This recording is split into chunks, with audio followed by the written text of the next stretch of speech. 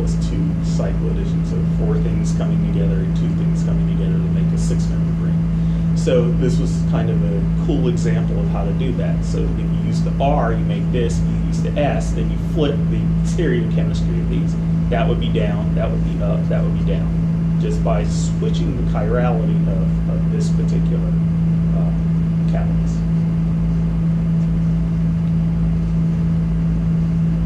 So here was sort of advancing in the DOS thing. This is a way that they did this. Again, they're still tagging things, but they were able to synthesize based on if you had the R catalyst or the S catalyst, make this guy, or this guy, or this guy, or this guy, right? Depending on changing the geometry of this. So this can be cis or trans. It's starting out with either that or that. And then starting out with an R or an S, then you can make these 4 different products. All stereochemically different and pure. And that was the first sort of example of doing that, because before things were made as mixtures, you wouldn't know. So you're making these complex molecules, but you're making things that you can't deconvolute, those stereoisomers. You have to go back and individually make them. Now with this, you actually knew which one you were getting, and you could actually know which isomer was the active one versus the inactive one. And that was kind of a big deal. So a lot of chemistry went into that. I'll go through that. So feature diversification, we're getting there. So the next concept that came up is like, what happens if you put things that nature doesn't put in molecules? So chemists began to get very creative around the idea that you didn't necessarily have to hold to the rules of natural compounds, natural products. So what would happen if you put things that we've never seen in a molecule before? What would happen then? So this is an example.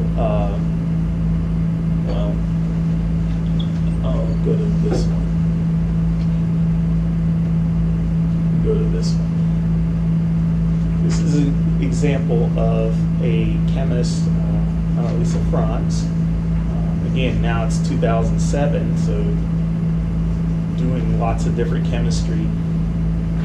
Annalisa wanted to determine what would happen if you put silicon in molecules. Nature doesn't use silicon. Silicon is like it's beach sand and all of that stuff. So her thought was, well, silicon could be cool.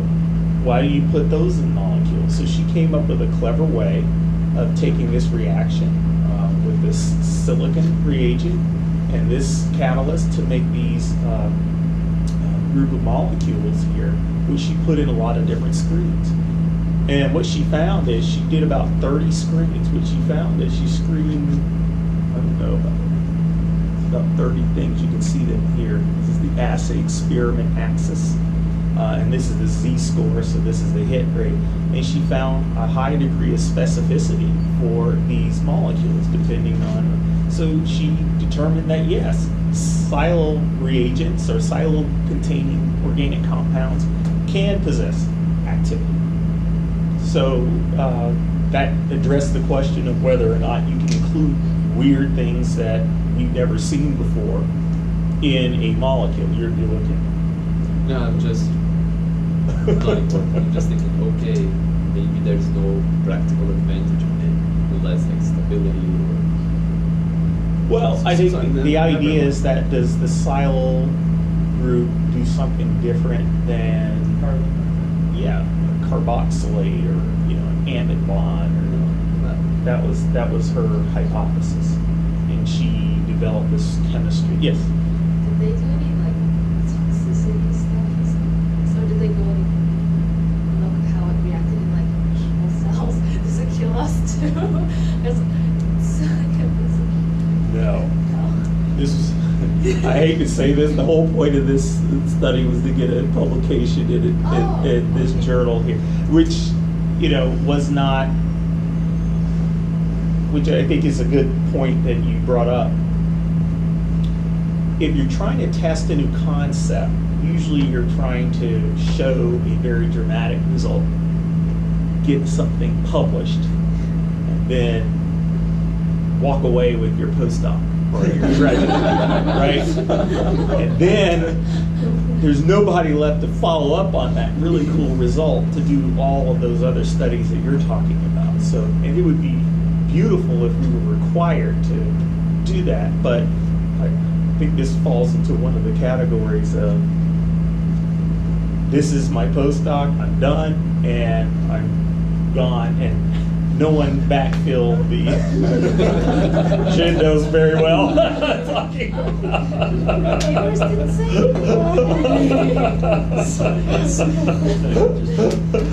Hopefully you guys won't be like that. I promise you won't do this.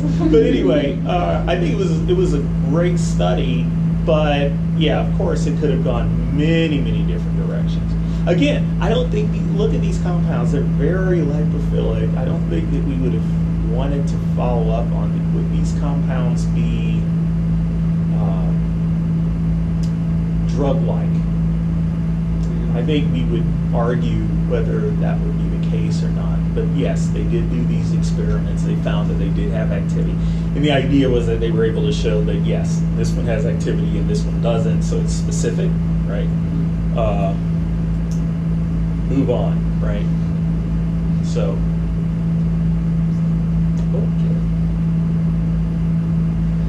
So all of these things I'm telling you is, which we're getting to the end of this now, is I think where we're at now.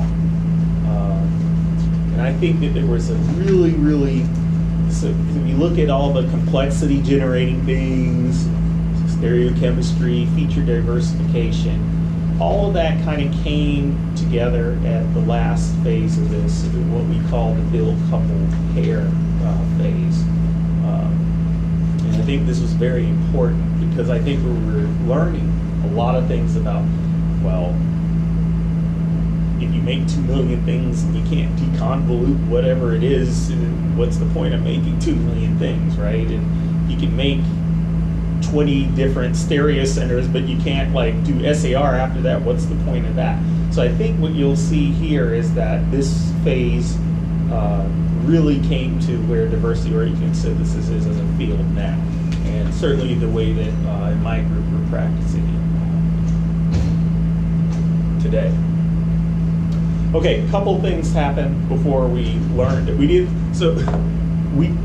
I can assure you that we didn't just like come, like, it just didn't come to here at the beginning. We learned different things along the way, like I was saying, that kind of led to, we need to do chemistry in a different way to allow us to generate the kinds of molecules that we really want, but also things that we can do SAR on, different things like drug-like properties, blah, blah, blah.